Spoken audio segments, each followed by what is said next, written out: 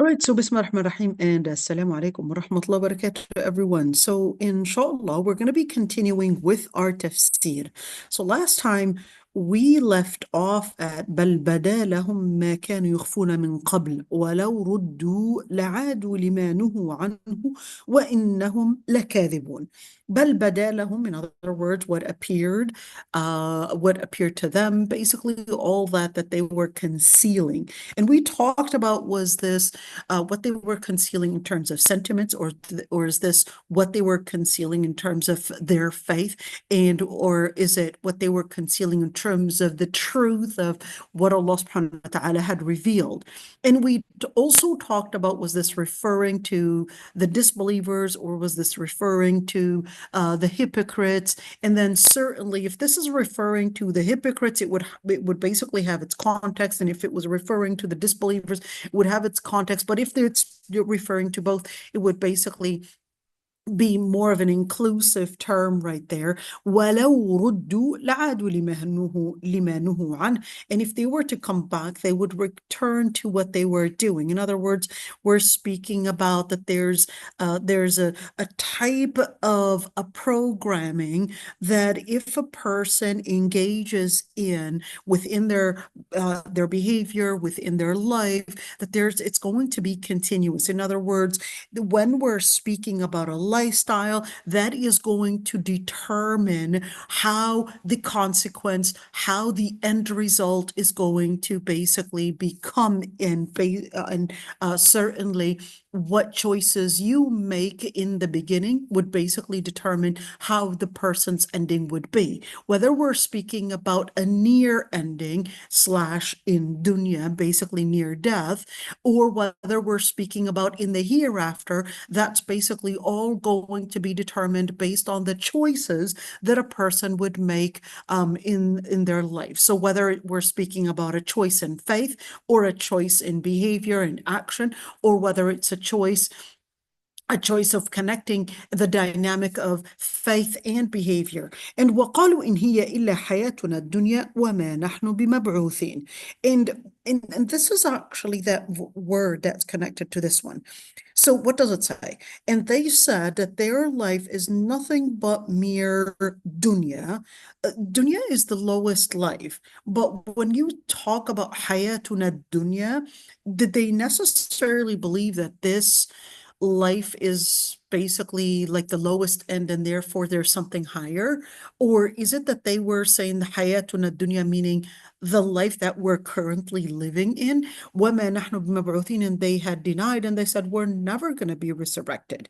Let me first break down a couple words here. So they said hayatuna, so our life. So in other words, they recognize that they're living a life, but they had considered that this is all there is to this life, that there's nothing after it. But did they still consider it as dunya? In other words, that this is the lowest life? Well, they didn't necessarily mean that this is the lowest life, because the word, why am I even speaking about lower and higher? Because the word dunya, is it coming from something that is near, or is it coming from something that is low? Okay, so that's the word dunya. Or is the word hayatuna dunya meaning what we are right now experiencing? So they definitely recognize that, hey, we're alive, we happen to be in this world, and here it is. What is the end? We could definitely see an end to a person's life with death, but what is after that? What comes before that? Where is the person before? Where is this soul before? How did they all of a sudden basically become a living thing, a living creature right there? And then where did they end in after death? All of that. So what they were saying, and this basically displays the faith that at least the pagan Arab used to have. They considered that this life is is all there is to it, and that there's nothing after it. There's nothing before this life in terms of purpose or basically Allah subhanahu wa ta'ala being before, etc. They just consider that it's basically just matter in motion, and all there is to this life is basically this life that we're living. And the reason why they would worship the different gods is not necessarily because they believed in the hereafter, but because they believed that these idols were going to be bringing them good luck and basically a better life in this life. Okay, so then they said, in hiya illa hayatuna dunya. It's just this life that we're living. وَمَا نَحْنُ بِمَبْعُوثِينَ, and we're not going to be resurrected. So what does that entail right there? So what this would look like is that Allah subhanahu wa ta'ala was saying, well, uh, if they were to come back to life, they would come back to the same behavior. They would engage in the same lifestyle that they were living in. So, in other words, to bring them back, it's not going to change anything. And the reason to it is because they're going to come back to the same thinking that this life is just a life, and there's no purpose behind it, whether we're speaking about a purpose that preceded its existence, or whether the purpose that determined what comes after this life's existence. Okay, so let's look at this one. So what this ayah is saying is that the idea that they had, which is this life is nothing but mere matter in motion, and that there's nothing after this life, is what actually caused the behavior that they were living based on, which is, well, they were just going to come back and say the same exact thing. There's no need for any type of an investment for anything in a hereafter, because they didn't believe in a hereafter after all. Let's go to Tafsir al-Qurtubi and see what Tafsir al-Qurtubi had to say about this. So when they said وَقَالُوا إِنْ هِيَ إِلَّا حَيَاتُنَا الدُّنْيَا, meaning that they would have actually returned to disbelief, and they would basically invest in nothing but getting more and more of entertainment, basically what we would call of our times. Basically, they would, whether it's more of that dopamine or more of trying to get into more of that ecstasy, or trying to get higher in entertainment and all of that sort. Okay, so when we look at that piece of it, is there something similar during our times to this kind of creed? Yes, it's called New Atheism. New Atheism basically comes with the same idea. What is New Atheism? How is that different than atheism? So, New Atheism is different than the previous atheism because with New Atheism, they basically had, their own understanding of Genesis, their own understanding of what life is, and you would have, it's a spectrum. It's a spectrum of different, whether it's philosophers or scientists, or I would say different academics that basically would shape how many would embrace the understanding of this life. And you could see this spectrum. Some would come up and literally say that there's no purpose to this life, and that this is basically nothing but absurdity. And the most important figure is basically Richard Dawkins. He was considered as the figure that, one, he wrote a book, it's called The God Delusion. And based on that book, and believe it or not, but that book was considered a prerequisite to read in a number of different universities in America. And I worked as a chaplain in different universities, and I was giving different lectures. And I'll tell you, a lot of the students, because it was mandatory to read that book in a number of different universities on every single student, that actually became something that I would say kind of like the Bible of atheism, or the Bible that many of the students, including Muslim students, were reading. And later on, you would see a lot of the misconceptions happening in a lot of the Muslim students, or even Christian students, and a lot of students would eventually, by the time that they would graduate, first of all, that was the book that they would be required to read. And later on, of course, the professors that are joining the faculty, they would be assigned basically by this corpse within this university.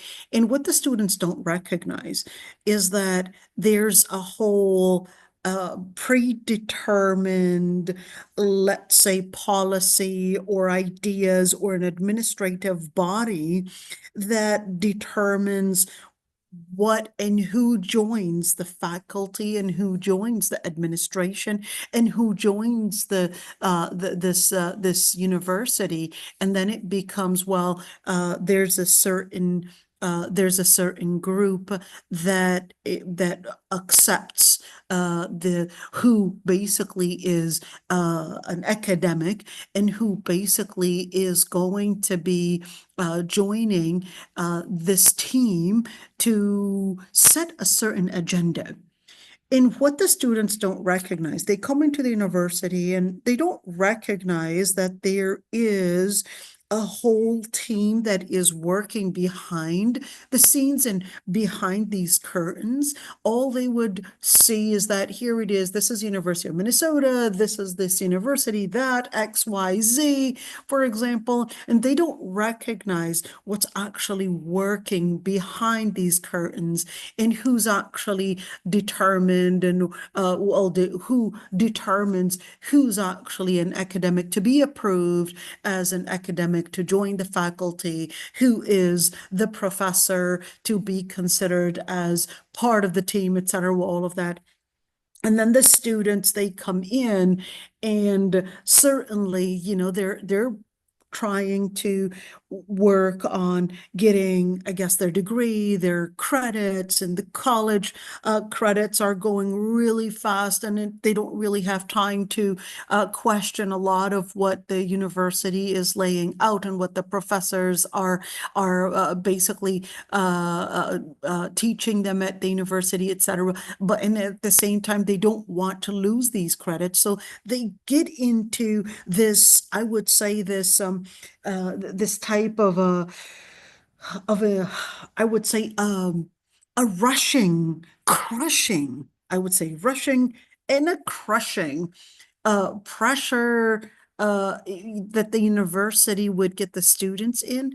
And then this new atheist agenda basically starts having the influence and the huge impact on the students' minds.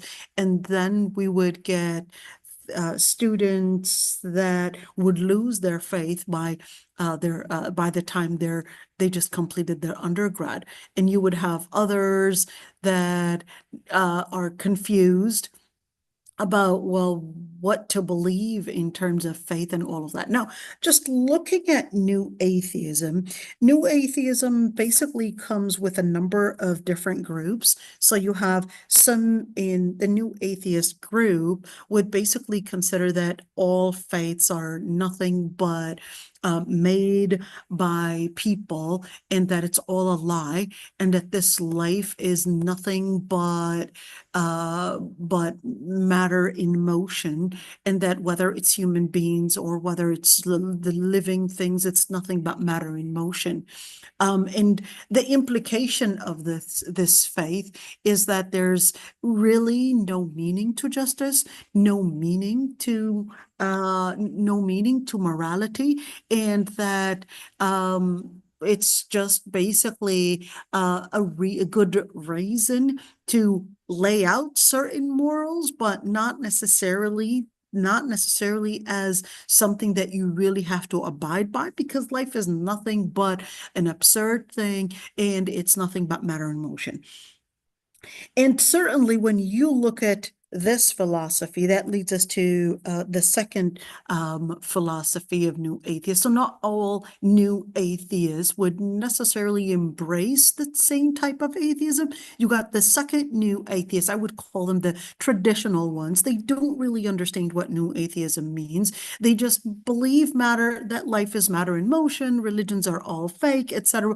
But they would still, I guess, have their fitra somehow in place, and their instinct basically somewhat in place, and they would certainly not really know what new atheism entails.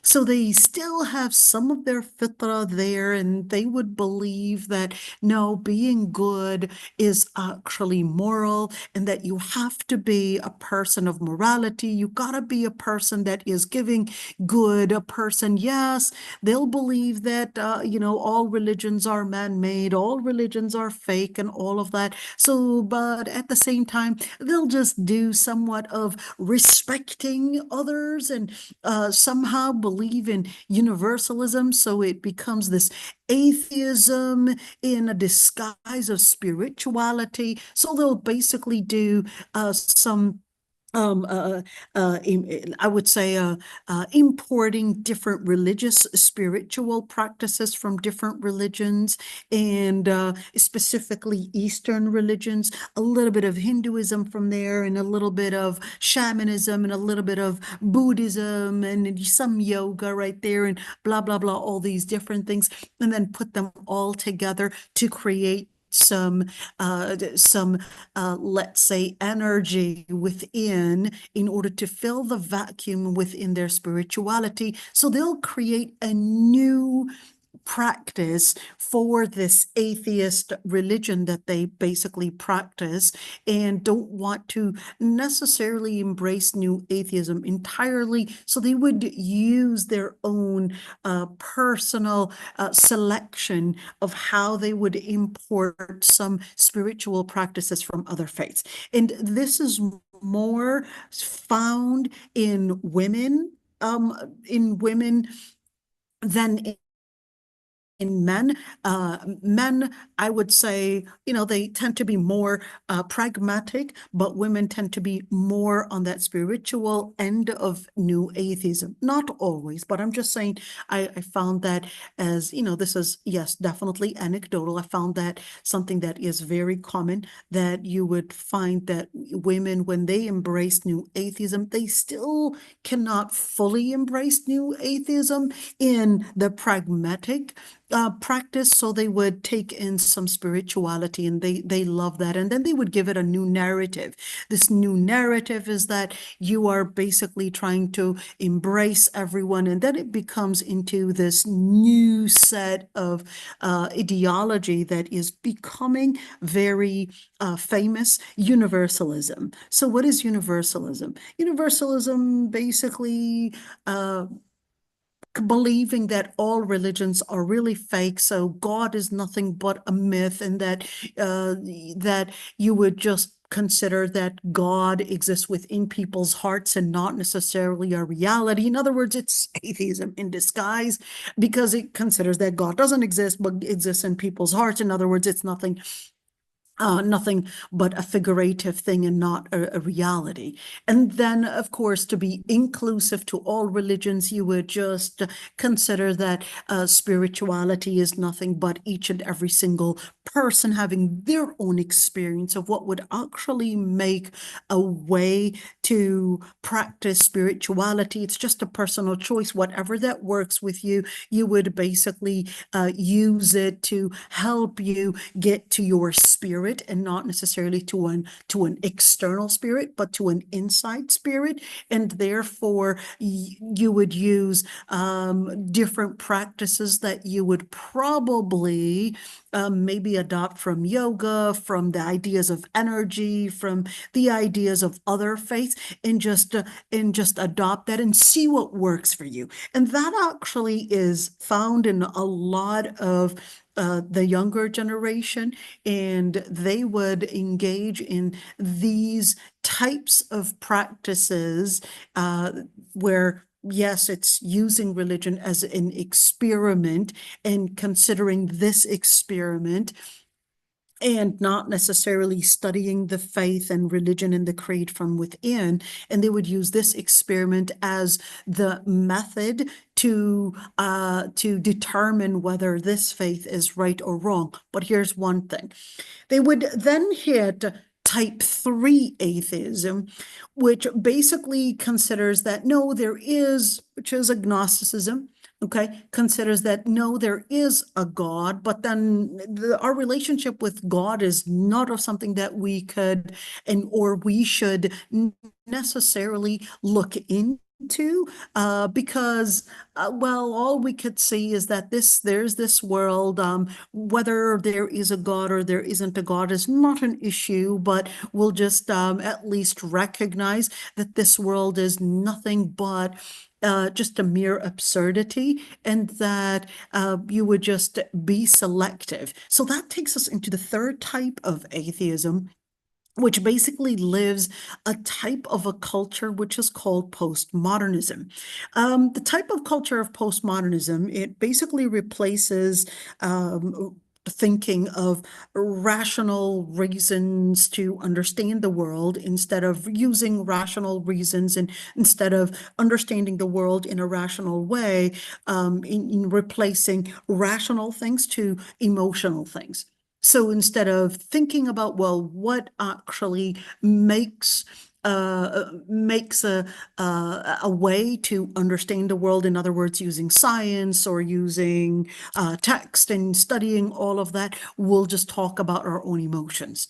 We'll just talk about our own feelings instead. So in other words, instead of discovering the truth, it's making up truth. It's trying to make a truth and not discover the truth. And instead of using the language to basically understand and deliver the message, we can just make our own selves, in other words, our own truth, and create a narrative. So it's creating a narrative and not necessarily understanding the facts and not understanding the things that we would have on ground. At the same time, instead of considering that there is a certain moral behavior, we could always use the alternative, which is creating new morals and what would actually make what we define as moral. And that's where the LGBT came in. And the other thing is that not are we only looking at morality, but we're also, or even understanding truth, but we're also emptying the different ideas from what they contain, and we're making new ideas that, well, there's no need to search for a purpose. It's that you make the purpose. And instead of looking at what makes justice, we'll just redefine justice. We'll redefine rights. We'll redefine a human, or we'll redefine female, male. We'll redefine everything, because it basically comes from the idea that there is no truth in the beginning. So you would see this type of culture basically becoming prevalent, but that postmodern idea, or what used to be as what used to be the culture at one point started coming in with an opposition. So then you started getting some philosophers saying that there is a the birth of a postmodern. What is a postmodern? Well, the postmodern would basically come as opposing postmodern culture. In other words, it basically rejects this whole idea of considering this world as nothing but an absurd reality, and that there's nothing truth about it, and coming in with another pushback, and that it's bringing in a new set of an ideology that's coming in. So it's quite interesting, but I'm just going to just mention a couple things right there. I don't want to get too, I don't want to get too, I guess, technical and get you all confused and all about this, but I just wanted to note this one, in hiya illa hayatuna dunya, which is not necessarily something of the past, but this is also the ideology that many during our modern times are basically influenced by, in that this is not something of the past, but this is also something in our times today. And of course, when we look at women, نحن بمبعوثين, considering that we're not going to be resurrected and all of that, this is also the ideology that many of the atheist and new atheist movement would basically come with, and saying that this life is basically just matter in motion, and that there's no resurrection. Okay, ولو ترى, let's get back to تفسير القرطبي. ولو ترى إذ وقفوا على ربهم, and if you would see how they would be standing right before their Lord Almighty. قال أليس هذا بالحق? And they were, and of course, he said that is this قال, is this Allah subhanahu wa ta'ala telling them, أليس هذا بالحق? Is this not the truth? And they would respond, بلى وربنا, verily by our Lord Almighty. قال فذوقوا العذاب بما كنتم تكفرون نسأل الله العفو والعافية. And then Allah subhanahu wa ta'ala would respond, well, since you recognize that this is nothing but the truth, but of course, certainly it's too late to recognize it, because that was supposed to be the test during the life that you had lived in al-hayat ad-dunya, and not necessarily now. So when the question that was basically put into within this context, basically put at them, أليس هذا بالحق? Is this basically asking them to answer the question, and that they would give a response? The answer is no. This isn't an interrogative clause, but this is right there, تقرير وتوبيخ. So what does that mean? So this is basically an informative clause, and at the same time carrying within it, أليس هذا بالحق? It's like, isn't this the truth? But this isn't whatsoever interrogative clause, and this is basically coming at them to scold to scold them right there, and at the same time giving them that taqrir, this report. Now you recognize, now you see it, but you already had been given the chance to embrace all of this, and you did not take it. So قد خسر الذين كذبوا بلقاء الله.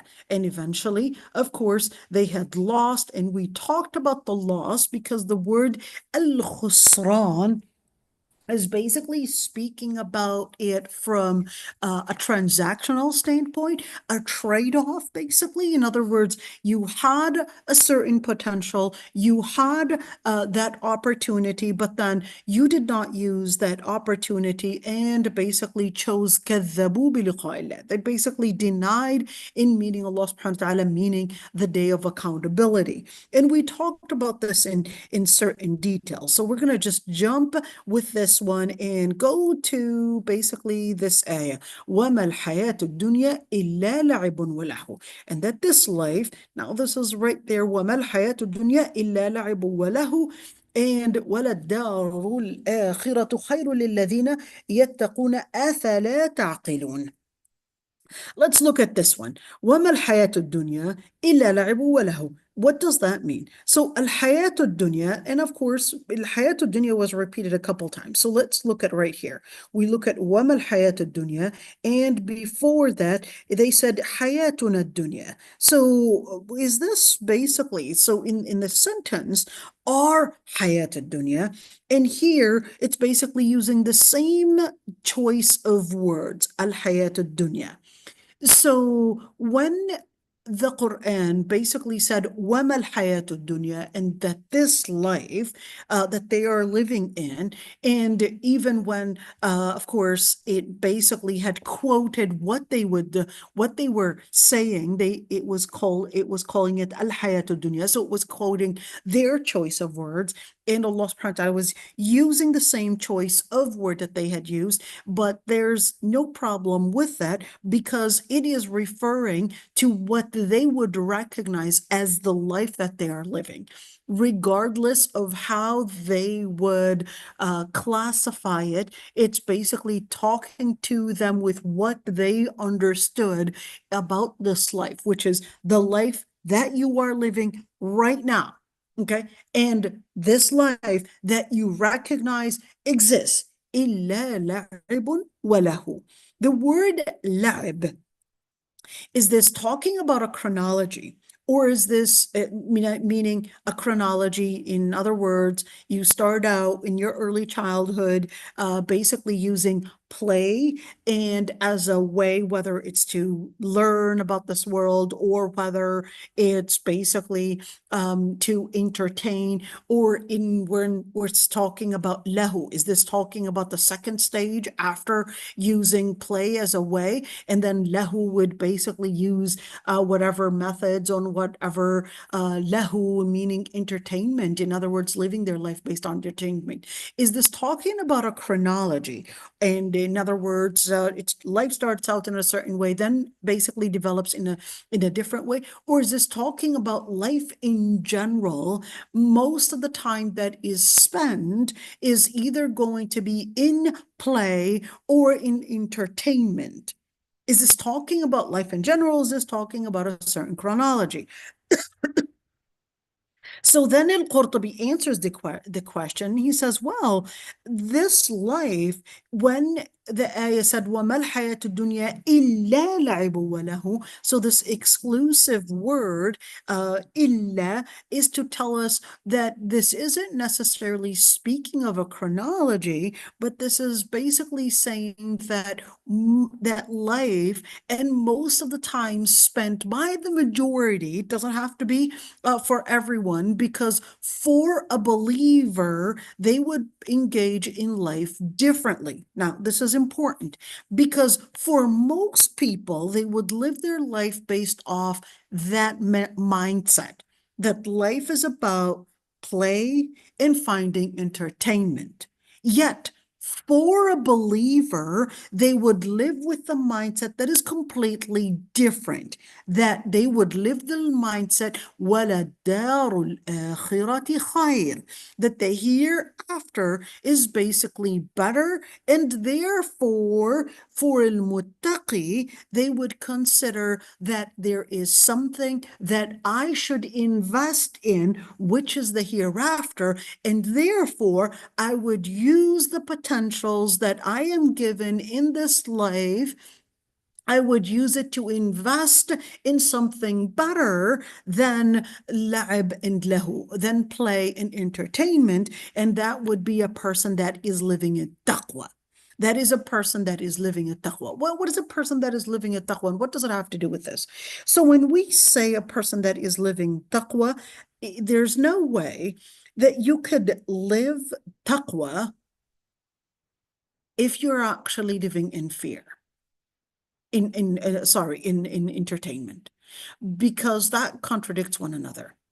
If you are afraid, you cannot get entertained, because if you're afraid, your mind is feeling insecure. The only time that you would live in playing and entertainment is when you are feeling secure, when you are feeling safe. That's the only time, that's the mindset. So the psychology of the two are in two different ways. The first one is basically living al-aman fi dunya, is basically living the mindset that they are safe, there's nothing to worry about, we're okay, and then they would engage in play, in entertainment in this life. But for a believer, they're not worried about the security in this dunya. They're actually worried about the security in the hereafter. They're seeking security, safety in the hereafter. And that's why the ayah said, لِلَّذِينَ يَتَّقُونَ. It didn't say لِلَّذِينَ يُؤْمِنُونَ. It said لِلَّذِينَ يَتَّقُونَ. The ones that would have taqwa. Why? Because the ones that would have taqwa, they're living in fear in this dunya, but they would live in aman and in security, and in the akhirah, they would live to be in security. That's when you could see the disparities, you could see the differences basically in the two mindset. Okay. أَفَلَا تَعْقِلُونَ. And that's basically telling us, well, do you not think of it? In other words, Allah subhanahu wa ta'ala is wanting us to see how the two lifestyles, how they would differ, how the mindset and how each one is going to determine how they would end up living in the hereafter. Let's look at the different psychologies right there. So the mu'min would recognize that this life is short. Let's look at this poem. ألا إنما الدنيا كأحلام نائم وما خير عيش لا يكون بدائم تأمل إذا ما نلت بالأمس لذة فأفنيتها هل أنت إلا كحالم.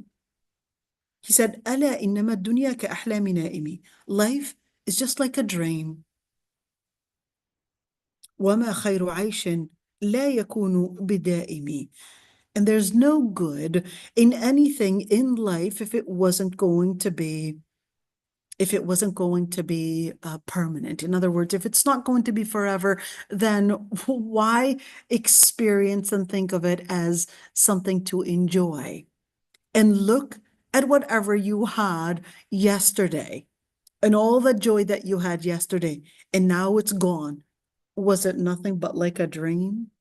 And then he said, or another one said, فَاعْمَلْ عَلَى مَهَلٍ فَإِنَّكَ مَيِّتٌ وَاكْدَحْ لِنَفْسِكَ أَيُّهَا الْإِنسَانِ فكأنما قد كان لم يكن إذ مضى وكأنما هو كائن قد كان.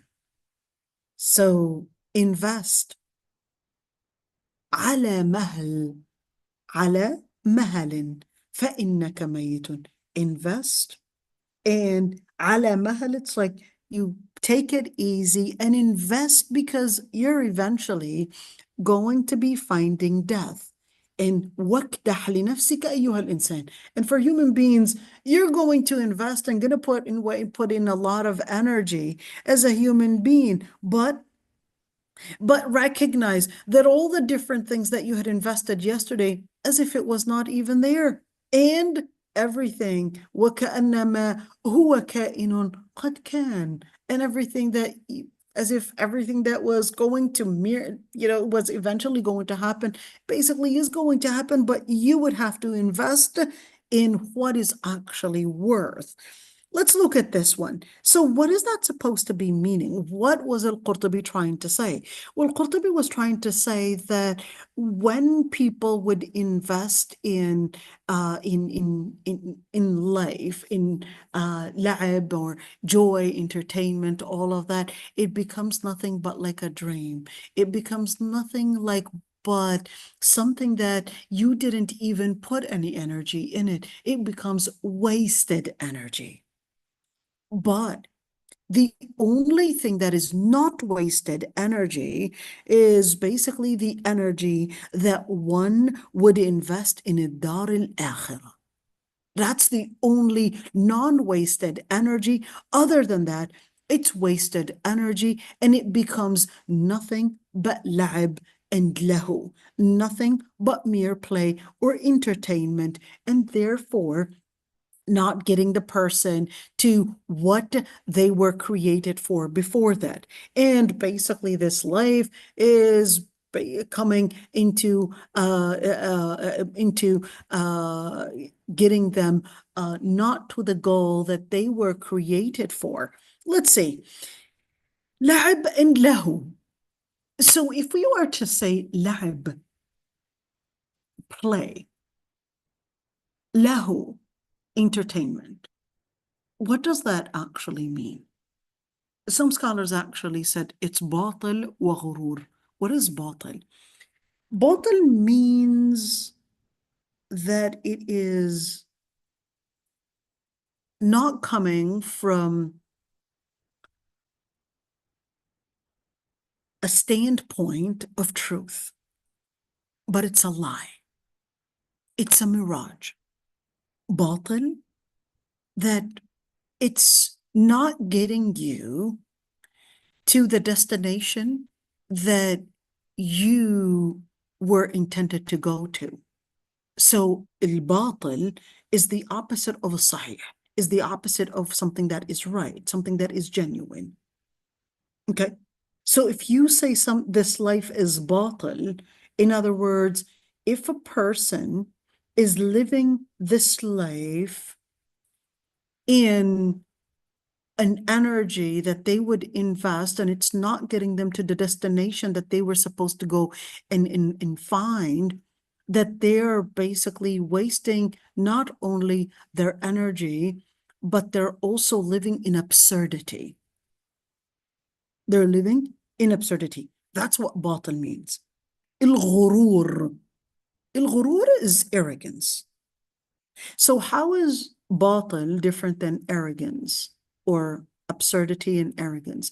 Absurdity is talking about it from the standpoint of how you would look into this life and the meaning of life, or basically how factual that idea is. And arrogance is the implication of that faith that a person had lived in.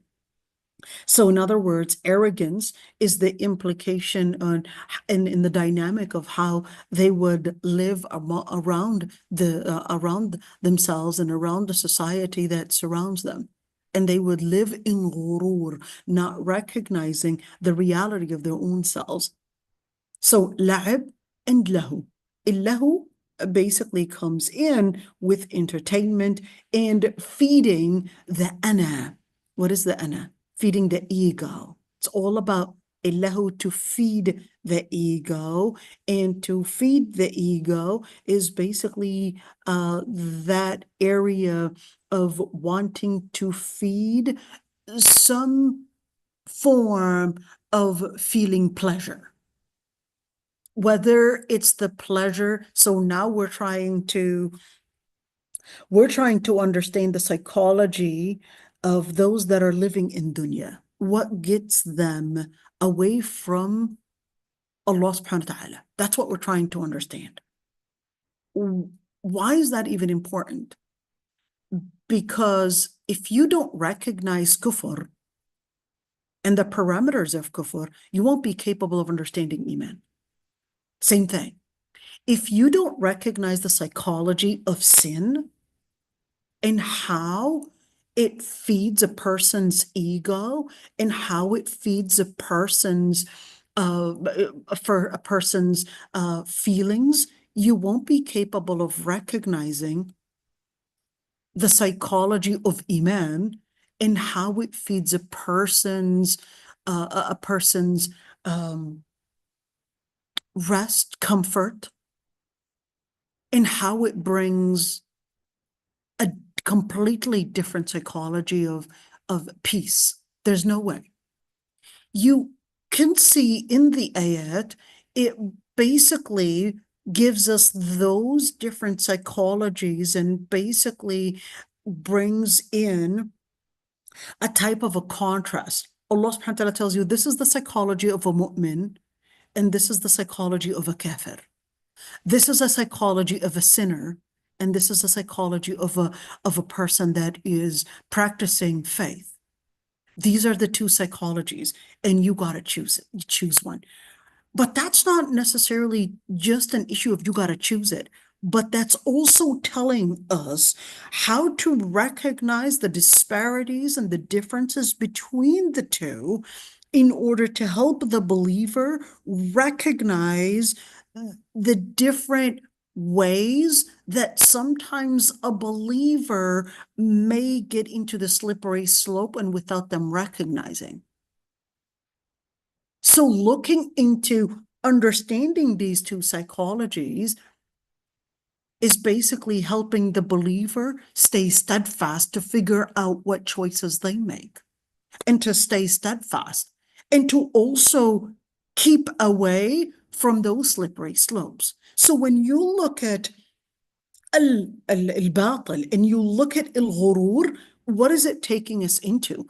Letting us know that the psychology of a sinner is that, one, they don't take things seriously. That's what la'ib means. They don't take things seriously. It's basically just engaging in things for no necessary purpose, but it's basically coming in from a standpoint that there's no purpose to it. So just entertain yourself and just basically live like there's nothing serious. And living like there's nothing to be taken seriously is the start of the life and the psychology of a sinner. Don't take it so serious. It's okay. Just live your life and coming from a standpoint that it's nothing to worry about. When you look at the different nursery, you look at the different the different the different wordings, row, row, row your boat gently down the stream, merrily, merrily, merrily, merrily. Life is just a dream. What happens? What are you talking about? I mean, certainly, it's really similar to what, yes, the poem was saying before, that life is a dream and all of that, but it wasn't actually coming with the same conclusion. The conclusion that it wanted to get to was that life is just a dream and just move on and just let it go. You don't have to worry about the consequence and all of that. But in Islam, it was actually telling you that no, whatever energy you put in, you recognize that this is serious work. You take your time seriously. You take your energy seriously. You take your investment seriously because life is a serious matter. So with that mindset, life is a serious matter. You would then lead yourself to taking that matter into taqwa, and that you cannot live the mindset of la'ib and taqwa coming together. They basically come at odd points and coming from two different areas. A mindset of la'ib, a mindset of play, is basically coming from the standpoint that there's nothing serious and that you could just get yourself pacified. And that pacification is basically the lifestyle that unprecedented, especially during our time today, whether it's the phones or whether it's the consumer thinking that just enjoy yourself, just find it as basically to feed your entertainment. If it doesn't work for you, just get another one and so forth. That was unprecedented because our ancestors, they had to invest in a lot of energy, a lot of work to get just a simple piece of bread, just a simple, basically roof to live under, just a simple thing, probably a piece of clothes or whatever it is to protect them from heat or different temperatures or probably from wild animals or whatever it is. They had to invest a lot of work to get to security, to get to safety, to get to basically keeping them away from fear and hunger. Okay. But during our times, and especially with the abundance of whether food or basically the abundance of merchandise, the abundance of security and all of that, we have that. So then we are seeing that this newer generation is living this life of entitlement without recognizing all that was invested before. And certainly the new culture is always bashing at the previous at the previous traditions, at the older generation, and that they really had been living in a backward lifestyle, that being traditional is nothing but stupid and not necessarily smart and all of that, and that the newer generation not recognizing that no, this life that you are living in today was actually made at the backs of a lot of investment and a lot of energy invested. But like never before, we are living in an age that really is feeding nothing but لعب and له. And this is why you are seeing life today is probably the biggest fitna that ever happened in history. Because even during the time of Jahiliyyah, certainly they said la'ib and lahu, but they still invested in certain amount of energy to make living and life possible. But during our time, it's living that life is all about la'ib and lahu. So when you look at the mindset of what that started bringing in, nothing but arrogance like never before, and nothing but absurdity like never before. Now, looking at these two, what's the fitna that we're living in today?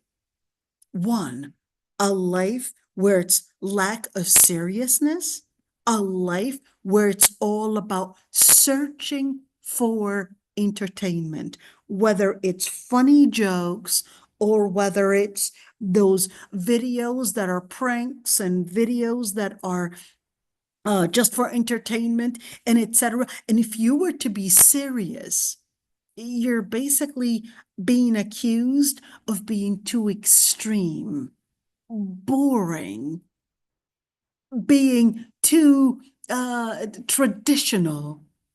And if you are a person that is probably making fun of everything, comedian, basically up to date with all the movies and up to date with all that lifestyle of entertainment, you're basically the person that is fun, you're the celebrity, and you look at right now the social media who are considered the influencers are basically the ones to be the most trivial, an age of being trivial, an age of being merely but living life based on stupidity and lacking any form of seriousness.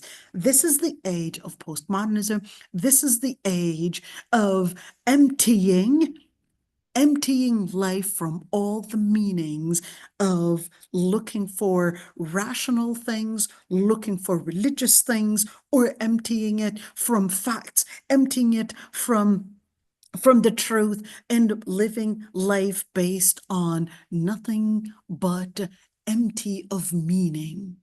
لعب and له, playing, arrogance, and basically living this life that is empty of meaning. Okay, وَمَا الْحَيَاةُ الدُّنْيَا إِلَّا مَتَاعُ الْغُرُورِ. And Allah subhanahu wa ta'ala basically described this dunya that it's nothing but مَتَاعُ الْغُرُورِ. It's basically nothing but an area of mata'. It's just a place of people would use consuming and just different mata, just different joy, just different play, just different consumption. And then it leads to ghurur. It leads to a delusion where one would think that they're getting a hold of everything and that they're getting somewhere. So what is this ayah supposed to be taking us into? This ayah is basically telling us, well, that assumption that this dunya is all about just mere play and that there's nothing serious about it. There's nothing to be taken as a reality, and that it's just matter in motion, etc. Allah subhanahu wa ta'ala then responds to all this notion, all this assumption, and all the implication of this aqidah, and says, وَلَدَارُ الْآخِرَةِ خَيْرٌ. The hereafter, the house of the hereafter. Dar, what is it, dar? Dar means house. So why did it say يوم الآخرة? And why not dar? Okay, a dar is supposed to be a house. So why did it say dar al-hayat al-dunya? It basically wanted to say that everything in this dunya, everything in it. Now that's a more comprehensive word than actually saying dar. Everything in this dunya is not equal to the house that you would find in the hereafter. Everything in this life is not equivalent to darul akhirah, to the house of al-akhirah, in al-akhirah. And it would even be khair. It would even be better than everything that you would have in this dunya. But that wouldn't be for everyone. That would be لِلَّذِينَ يَتَّقُونَ. And that would only be to the people and basically belonging to the people that lived. The word is yattaqun. When you look at yattaqun, in Lugha Arabiya, it didn't say the ones that practice taqwa, but it said yattaqun. In other words, they were committed. And that's that word yattaqun, which basically is in the present tense. When you say present tense in Lugha Arabiya, it's called فعل مضارع, meaning that it was continuous, that they lived a life of consistency, taqwa after taqwa, and that was the lifestyle that they lived in. What is taqwa? Taqwa is when you fear something, when you have deep love for Allah subhanahu wa ta'ala, and then you live with this deep love, you live in fear that you would lose this love. To whom? To Allah subhanahu wa ta'ala. That's taqwa.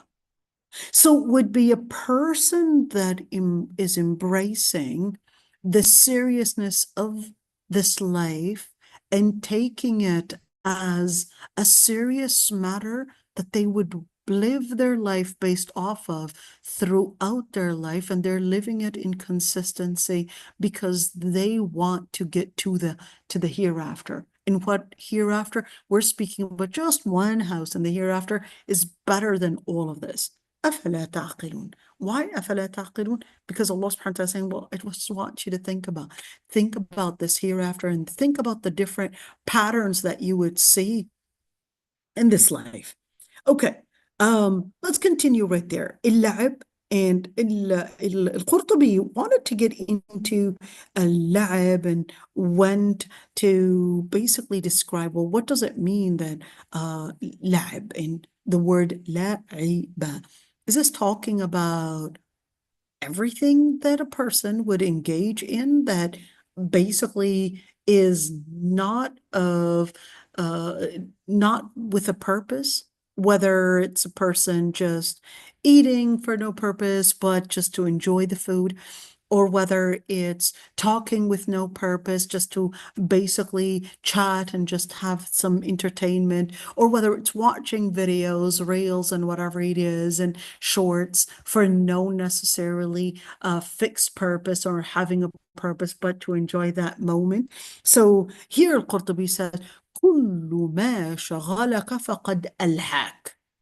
Everything that occupies you is basically, in other words, occupies your time, occupies your energy, and does it have necessarily a specific purpose, then in that situation, that's something that had pacified you away. So if you are basically sitting down and probably just watching a movie, the purpose of it is just to entertain yourself, then in that situation, that's wasted energy, according to this ayah. It's wasted energy. If you are probably just sitting down and just looking at these reels or just scrolling on Facebook or scrolling on social media with no purpose, but just to entertain yourself and fill out your time, then that's basically wasted energy. And therefore, this would be lahu. If you are probably just talking over the phone and not necessarily for a specific purpose, and that's wasted energy and wasted time, and therefore it would be something that is not investing into taqwa, not investing for your akhirah. Okay, that's basically what Al-Qurtubi was saying. And basically, everything that would redirect you from looking at a matter that is of purpose to something else that is of no purpose would basically be something that is lahu. So then, with that inference, everything that is not leading you to the hereafter would be considered as la'ib and lahu. That's pretty scary. It's pretty scary because, you know, it's very scary because if you were to look at most of our time based on what he is saying, the Salihin would live their life completely different than how we would live our life today. The Salihin used to live their life, if we are to live it based on that, they would spend the whole day in complete consciousness of taqwa. Just all the time, just thinking of akhirah, taking it in consideration. That's that complete seriousness. Okay. When you look at illahu, if something is not taking you to al-akhirah, that's wasted energy and wasted time. Compare it to our life today. Social media and the consumer mentality that we are living in today is basically making us live perhaps 90% of our time is really nothing but la'ib and lahu. That is very scary because it's stealing and eating up our energy, eating up our vision, our focus, our meaning to our life, and our meaning and the values basically that we live in this dunya. It's consuming us. So the mu'mineen were living their life completely different than how we would live our life today. And we need to revive the meanings and the vision that the Salihin used to live their life based on. This is not utopian. This is what we had lost. I myself included. I'm not, we're all included in this, to be honest. And it's so scary because, oh my God, I'm just looking at this one. I don't know what to say. I'm really out of words because I'm really out of words. I never thought about this, to be honest, just looking at al-lahu and al-la'ib and the mindset that the muttaqeen had lived at that time, and considering that if you did not live in awareness that al-akhirah is coming, that death is something that you need to live in, taking it as a serious matter, and that this could come to you at any minute, then you're just living wasted energy. I don't know what to say, really. Just taking a moment to think about how they lived their life and how we live our life.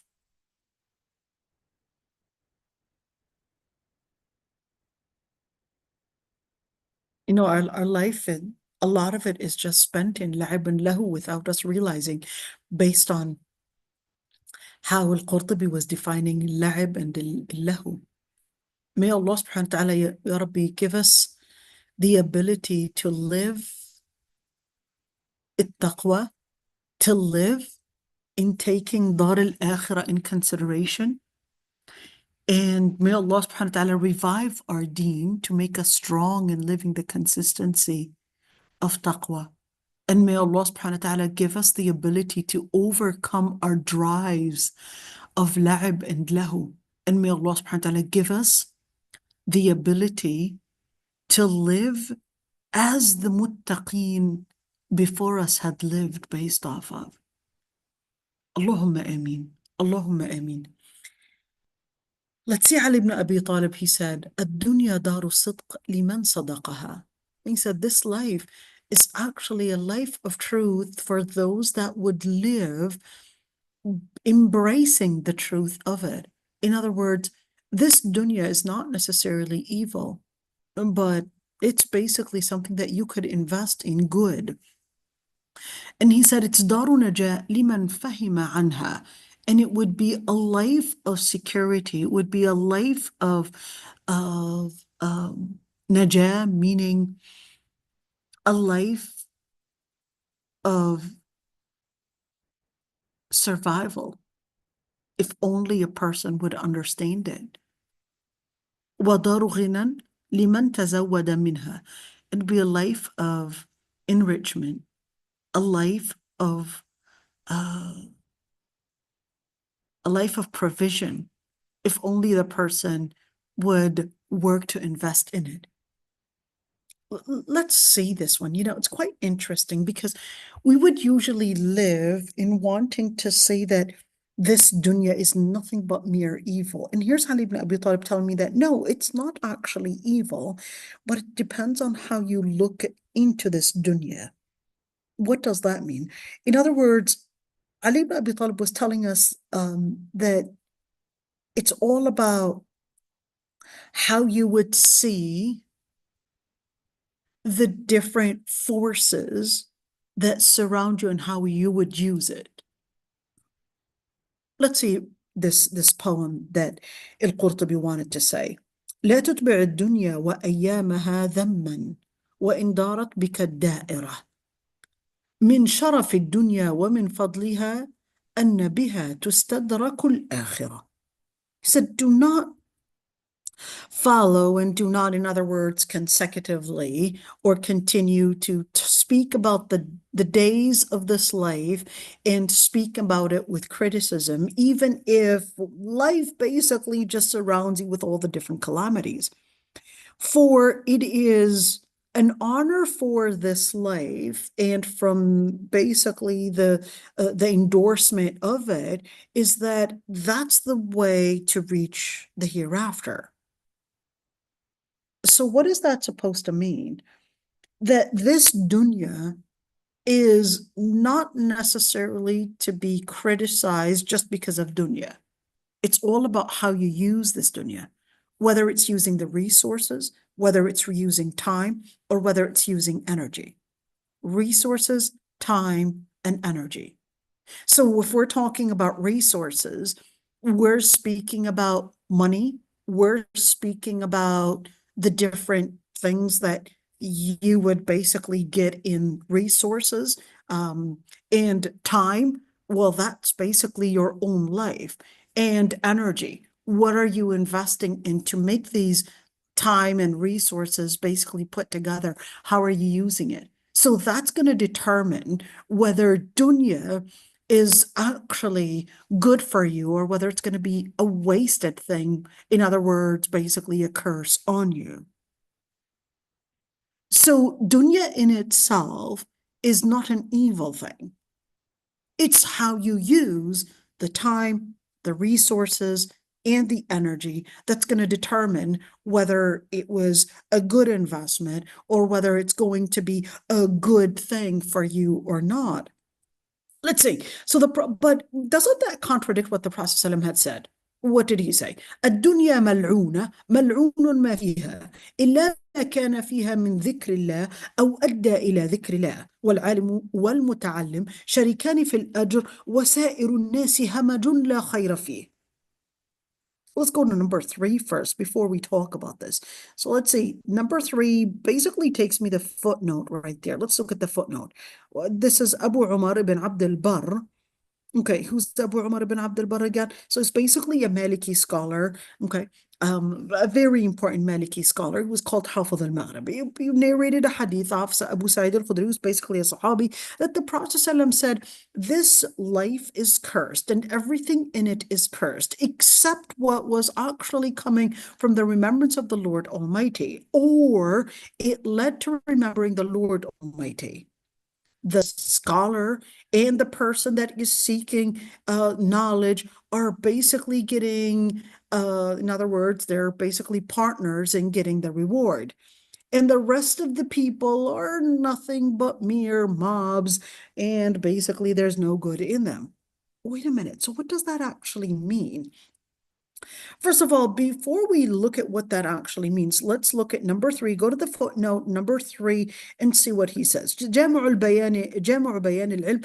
Well, that's basically the book that Abu Umar ibn Abd al-Barr basically wrote. So now we know the resource. And Ibn Abd al-Barr basically said, let's get to the point that أخرج الموقوف Ibn Mubarak and basically wanted to say that this hadith is min al-marasil.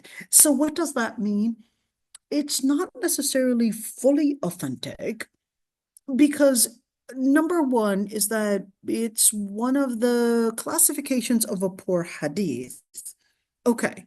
If it's classification of a poor hadith, and you could see الترمذي had said حسن غريب. Well, what does that even mean? So Tirmidhi was basically one of the hadith scholars, and he was saying that according to his research, that it does contain a certain level of it, at least tracing back to some authentic resources. But gharib meaning it couldn't necessarily find other resources to support the, let's call it the actual wording of this hadith. Okay. So if we're saying ad-dunya mal'una, that this life is cursed and everything in it is cursed, does that actually make everything in it is evil? So then you would have right there this exceptional or conditional one, unless this was actually taking us to remembrance of the Lord Almighty. So what? Are we talking about just the Quran, or what are we actually talking about here? Dhikrillah is a comprehensive word. Whether this is talking about the principle of Allah, or whether this is talking about something that is coming from the foundation of Allah subhanahu wa ta'ala, or adda ila dhikrillah, or that led to remembrance of Allah subhanahu wa ta'ala. والعالم والمتعلم, and who basically is going to find the remembrance of Allah, who's going to have the mindset of recognizing Allah, then it takes us al-alim wal-muta'allim. The only people that are going to have this mindset where they're aware what this life really means and taking this life seriously are either going to be a scholar or a person that's investing in knowledge. In other words, they spend a good amount of time, whether it's a person that reached the highest level of knowledge or whether that's a person investing the time to learn more about the reality of this life, or investing energy, investing their brain energy, investing their time to learn more, and you figuring out the resources. In other words, they're now trying to take out all this blurry vision, this blurriness from seeing life and what it actually means. And that's the person that is basically putting in al-muta'allim. They're not scholars, but they're on their way to getting. They're students of ilm.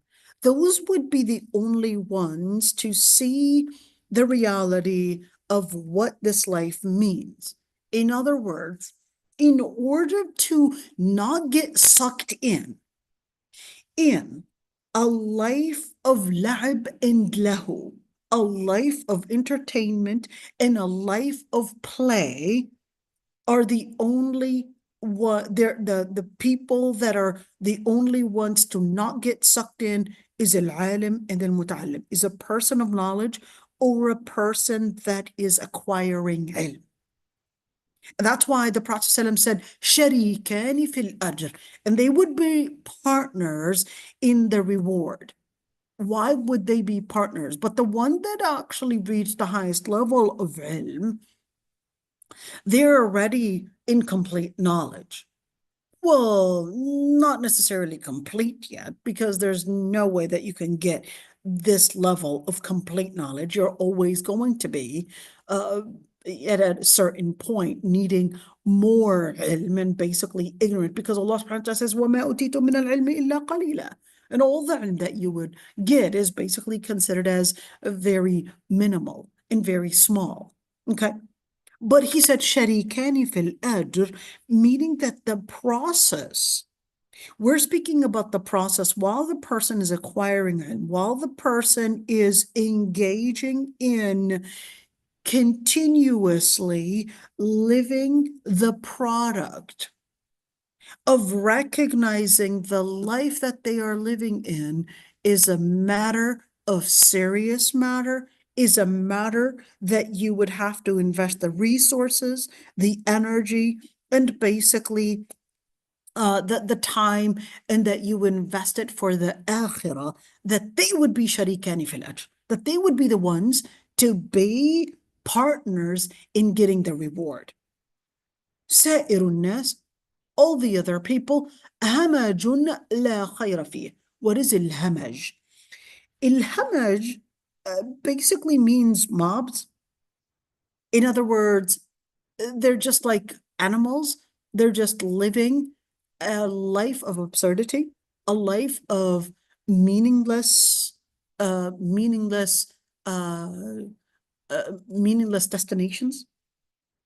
They're not necessarily aiming at a certain meaning. They're not aiming at a certain goal, and they're just hamaj. If people are basically considering that, hey, this is the trend, we're going to go with the trend. And that actually reminds me of Abdullah ibn Mas'ud. He said, "اغدو عالما أو متعلما ولا تكن الثالثة فتهلك." Wait a minute, what does that mean? اغدو meaning be either a scholar or a person that is seeking ilm, and don't be the third. What is the third? A person that's not seeking ilm. Why not be the third? Because fatahlak, because you would end up living in corruption. What is that corruption? If you are not working on enhancing and expanding your knowledge, that means you're basically going to be consumed. How consumed? Consumed by you wasting your energy, wasting your time, and wasting your resources because you did not have a vision in understanding where all these three different elements are supposed to be put in. So what would you become? You yourself would become a product. And once you become a product to put in basically such elements that Allah subhanahu wa ta'ala given you as provision, and you're just working all this time and all this energy and all these resources, you just became just a tool and not of value. And that's why the Prophet ﷺ said, من هوان الدنيا على الله ألا يعصى إلا فيها ولا ينال ما عنده إلا بتركها. من هوان الدنيا على الله.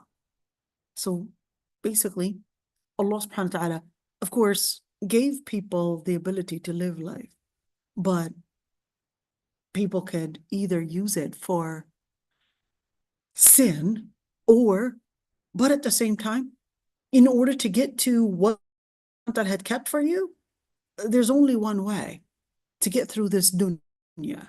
But in order to get through al-akhirah, or to get to al-akhirah, you would basically have to leave what is in this dunya. Wait, what is in this dunya? So I thought you said the resources, the energy, and time. I thought you said that those were basically important things that we're supposed to be using. So how come it's saying that we're supposed to be leaving it? Okay. So time, energy, and resources, Allah subhanahu wa ta'ala had given you those, and those are the things that you either use it or lose it. Those are the things that you would need to use to get to Jannah. Time, resources, and energy. Time, resources, and energy. Use it to get to Jannah. You got resources. You donate. You basically bring in probably good for the ummah. Your energy, what are you going to use it for? Your time, how are you spending your time? If you use it for the right thing, for وَلَدَارُ الْآخِرَةِ خَيْرٌ, for the end, for the akhirah, then that's what you're going to be basically investing for your akhirah. The time, energy, and basically your resources. That's why in the hadith, the Prophet ﷺ said that the first thing that a person is going to be held accountable for in the grave is basically, one, they will be asked about four things: about their youthhood, about their knowledge, about their time, and about the resources that they had, about the money. Where did they get their money from, and how did they spend it? Where did they get their ilm from? What did they do with the ilm? And certainly their youthhood, which is considered the most important prime time of their life. What did they do with it? And how did they spend it? Those are basically all energy. We're speaking about energy. We're talking about resources. And certainly we're talking about time. Youthhood is basically a certain time. And energy and all of that. So now we're looking at that dunya you would have these resources, you would have all of that, and that's basically to get to akhirah. So dunya in itself is not a bad thing, because that's your way and your key to get to akhirah. It's about how you would bend, meaning how you would submit yourself and use these resources to get to akhirah, and not let the resources bend you. What's the difference? When you bend the resources, Allah subhanahu wa ta'ala, what does he say? قُلْ إِنَّ صَلَاتِي وَنُسُكِي وَمَحْيَايَ وَمَمَاتِي. Let's look at this one. صَلَاتِي وَنُسُكِي, my salah, my prayer. Nusuki, my rituals. Mahyay, my life and my death, is all for Allah subhanahu wa ta'ala. So when you say mahyay, that's basically all the resources that I have. We're speaking about salah, that's the time that I would spend in prayer. وَنُسُكِي, all the different rituals, all the different principles that I would live based on. And that's basically, how do I connect the resources? What energy? How do I put this dynamic of resources, time, and energy? How do I put it together? And lillahi rabbil alamin. For a believer, they would use those in order for Allah subhanahu wa ta'ala. But then a disbeliever would basically consider that all of that is wasted energy. All of that is wasted energy. And then they would end up wasting their life. Okay, let's see.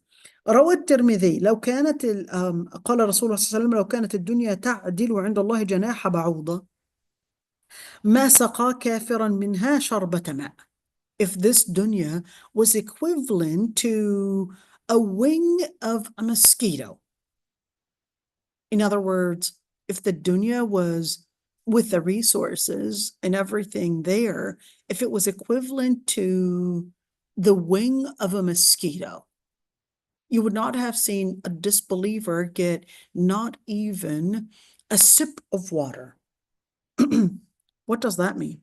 That everything and all the provisions and all the good things and everything that you would see in this dunya is not even equivalent to the mosquito's wing. In other words, all the wealth, everything is not equivalent to a mosquito's wing. Let's see. تسمع من الأيام إن كنت حازما فإنك منها بين ناه وآمري.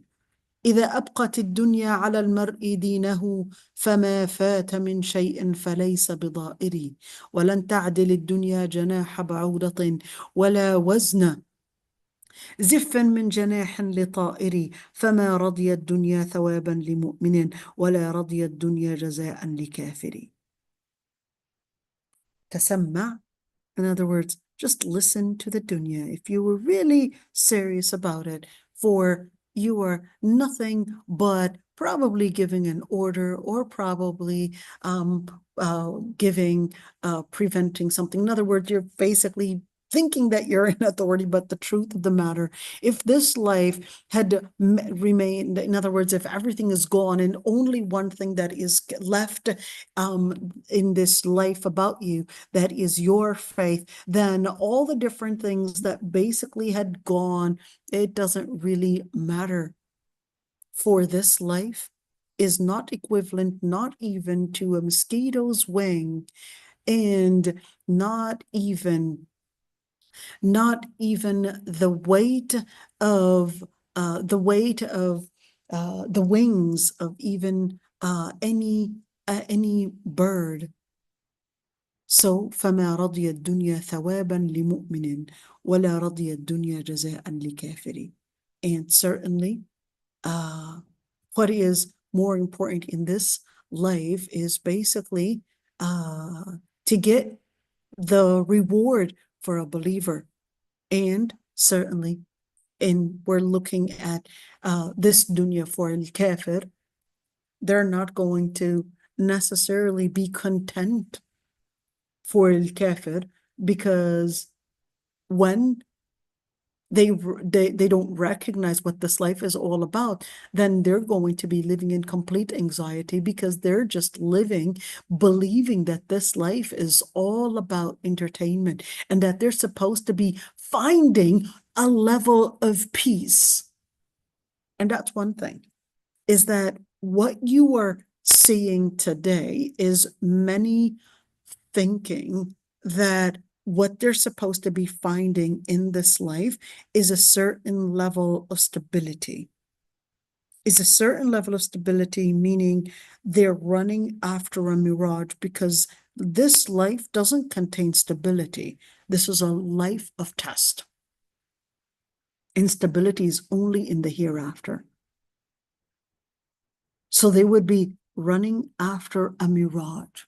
And Allah subhanahu wa ta'ala is basically telling us, وَلَدَارُ الْآخِرَةِ خَيْرٌ, meaning al-Jannah is going to be basically, in al-Akhirah is basically better than all of that. So why was it called al-Akhirah? because it is the hereafter. It comes this life. And let's see, he said the majority of the Qurra, وَلَدَارُ الْآخِرَةُ, not وَلَدَارُ الْآخِرَةِ, or وَإِنَّ الدَّارَ الْآخِرَةَ لَهِيَ الْحَيْوَانُ. Okay, that's a different surah right there. Okay, so we're gonna stop right here, inshallah. سبحانك اللهم وبحمدك نستغفرك ونتوب إليك. If there are any questions, I'd be happy to answer them, inshallah. There's always so much to say, but we're trying to take the time to, I guess, look into the ayat and learn more about psychology of dunya, psychology of akhirah, how to maintain our Islam by looking at these ayat. So we pretty much just worked in scrutinizing this ayat, just this ayat. وَمَا الْحَيَاةُ الدُّنْيَا إِلَّا لَعِبٌ وَلَهْوٌ. If there are any questions, you would like to unmute yourself, go ahead, or even write in the chat. I'd be happy to either answer or even learn more, or probably, I guess, bring to my attention of what I probably missed out on, or probably maybe what you had seen I couldn't say.